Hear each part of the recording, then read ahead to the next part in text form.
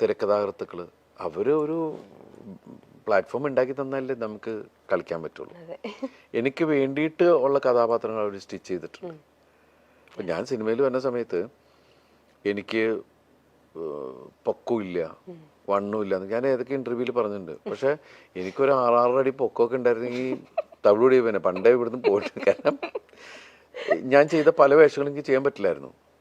ഇപ്പൊ കുഞ്ഞുകൂനനോ ചാന്തുപൊട്ടോ മായാമോഹിനിയോ അങ്ങനെ പച്ചക്കുതിര ഇതൊന്നും എന്ന് വെച്ചാല് അതല്ല, ഒരു നോർമൽ ഇതിൽ നിന്ന് മാറുമ്പോൾ നമ്മള് ഇയാളെന്താ കാണിക്കണേ എന്നൊക്കെ തോന്നിക്കഴിഞ്ഞാൽ നമ്മള് പക്ഷെ അല്ലാത്തൊരു നോർമലായിട്ട് നമ്മുടെ ഒരു നോർമൽ ഒരാളാണ് ഞാൻ.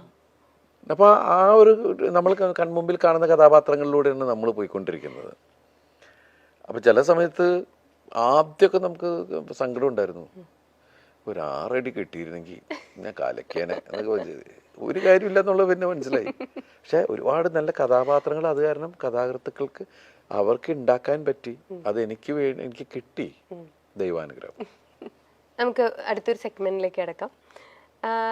2 ആൾക്കാരുടെ 2 സിനിമകളിലെ 2 പേരുകൾ വീതം പറയും. അപ്പൊ അതിൽ നിന്ന് ദിലീപേട്ടന്റെ ജീവിതത്തിൽ ഉണ്ടായിട്ടുള്ള എന്തെങ്കിലും ഓർമ്മകളോ മാറ്റങ്ങളോ ഒക്കെ പറയാം. ഒരു മിനിറ്റ്, നേരത്തെ ചോദിച്ചത് ഇതില് സരസമായിട്ടുള്ള കഥാപാത്രങ്ങൾ ഏതാന്നൊക്കെ അല്ലേ?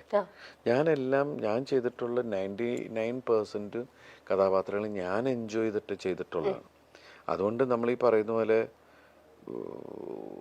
മാതാപിതാക്കളോടൊക്കെയാണ് ഇതിൽ ഏത് മക്കളെ നിങ്ങൾക്ക് ഇഷ്ടം ചോദിക്കണ പോലത്തെ ഒരു അവസ്ഥയുണ്ട്. എല്ലാം ഞാൻ ഇഷ്ടപ്പെട്ട് ചെയ്തിട്ടുള്ളതാണ്. ഞാൻ എപ്പോഴും അങ്ങനെ ആദ്യം എന്നെ ചിരിപ്പിക്കാൻ പറ്റണം മറ്റാൾക്ക്, എന്നാലേ എനിക്ക് വേറെ ആളെ ചിരിപ്പിക്കാൻ പറ്റുള്ളൂ.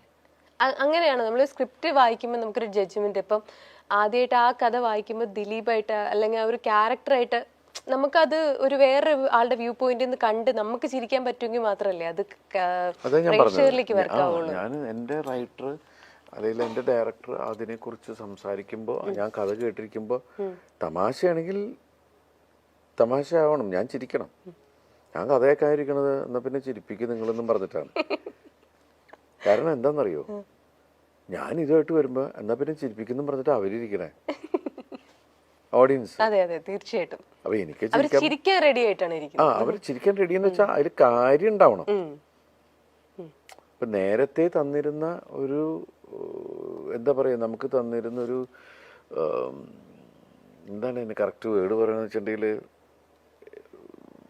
റിസപ്ഷൻ എന്ന് വെച്ചാല് ഒരു പരിഗണന എന്നൊക്കെ പറയില്ലേ. ഇപ്പൊ എന്തെങ്കിലും തമാശ പറഞ്ഞാലും ആ പോട്ട് ചിരിച്ചു വിട്ടേക്കാം എന്ന് പറയാം. പക്ഷെ ഇപ്പൊ എന്ന് വെച്ചിട്ടുണ്ടെങ്കിൽ അതിന്റെ ഇത് കൂടി. കാരണം എന്ന് വെച്ചിട്ടുണ്ടെങ്കിൽ ഉത്തരവാദിത്വം കൂടി എന്ന് വെച്ചിട്ടുണ്ടെങ്കിൽ നമ്മൾ ദൈവമേ ചിരിക്കണേ. കാരണം എന്ന് വെച്ചിട്ടുണ്ടെങ്കിൽ കരയിപ്പിക്കാൻ എളുപ്പാ, നമ്മുടെ പ്രാരബ്ധം പറഞ്ഞാൽ മതി. ചിലപ്പോൾ സങ്കടമായിട്ട് കരയും. ചിരിപ്പിക്കൽ വലിയ പണിയാ.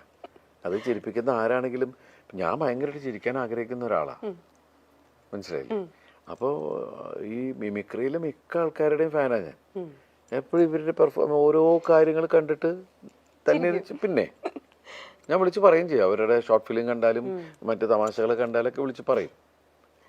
എങ്ങനെ കാവ്യ ചേച്ചിയും മീനാക്ഷി മാമാട്ടിയൊക്കെ സിനിമ കണ്ടോ? വോയിസ് ഓഫ് സത്യനാഥൻ കണ്ടോ? കണ്ടു. അവര് ചെന്നൈയിലാണ് കണ്ടത്.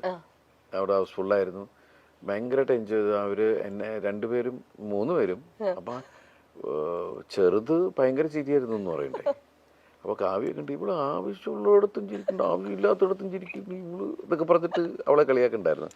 നീനുട്ടിയും എന്നെ വിളിച്ചു പറഞ്ഞു, അച്ഛാ നന്നായി അച്ഛാ, എൻ്റെ ഫ്രണ്ട്സൊക്കെ ഉണ്ടായി, അവർക്കൊക്കെ ഭയങ്കര ഇഷ്ടമായി.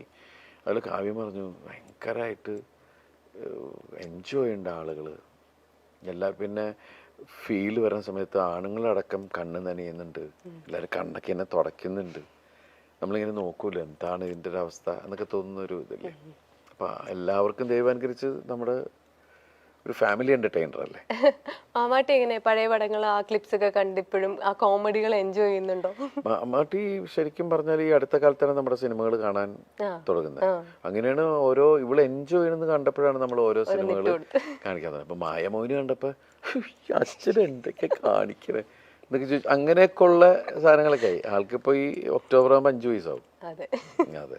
അപ്പൊ സിനിമ കണ്ട് ആ കോമഡി ഒക്കെ മനസ്സിലായി തുടങ്ങിയിട്ടുണ്ട് ഇപ്പൊ എന്തായാലും. അപ്പൊ ഇനി ഒരു ഫാനോടെ, ഒരു സ്ട്രോങ് ഫാനോടെ വന്നിരിക്കുകയാണ്.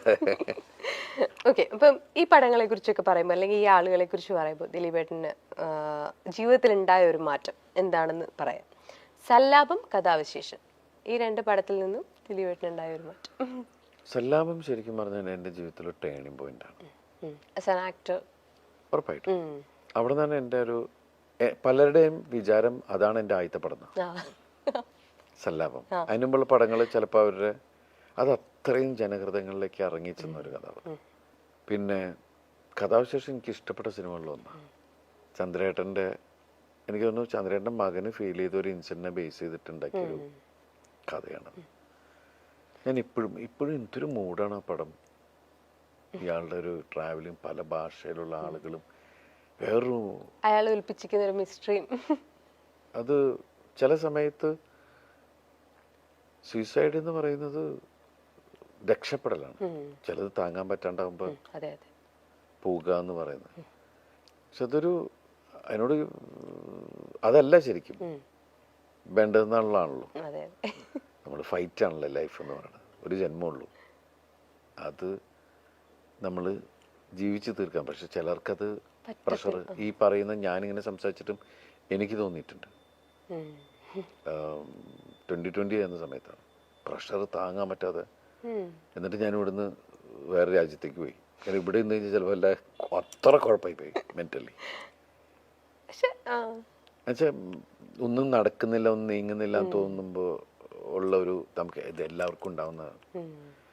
പക്ഷെ ഇപ്പൊ തോന്നും അങ്ങനെയല്ല,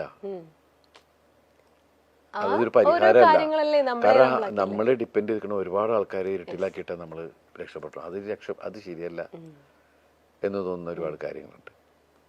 കഥാവിശേഷം പോലത്തെ ഒരു സീരിയസ് പടത്തെ കുറിച്ച് പറഞ്ഞപ്പോൾ ചോദിക്കട്ടെ, നമ്മൾ ചിരിപ്പിക്കുന്ന സിനിമകളാണ് ദിലീപേട്ടൻ്റെതായിട്ട് നമ്മൾ കൂടുതൽ കാണുന്നെങ്കിലും ഒരു ക്രൈം ത്രില്ലറിന്റെ ഒക്കെ പോലത്തെ ഭാഗങ്ങളിൽ നിന്നും ദിലീപേട്ടൻ അങ്ങനത്തെ കഥകൾ എപ്പോഴെങ്കിലും കേൾക്കുന്നുണ്ടോ? അങ്ങനത്തെ കഥകളിൽ ഇനി ദിലീപേട്ടനെ കാണാൻ പറ്റും?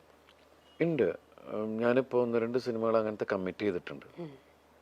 മീൻസ് ഒരു ആക്ടറെ സംബന്ധിച്ചിട്ട് എല്ലാ ജോണറും അങ്ങനെ പോവുക എന്ന് പറയുന്ന ഇതില്ലേ.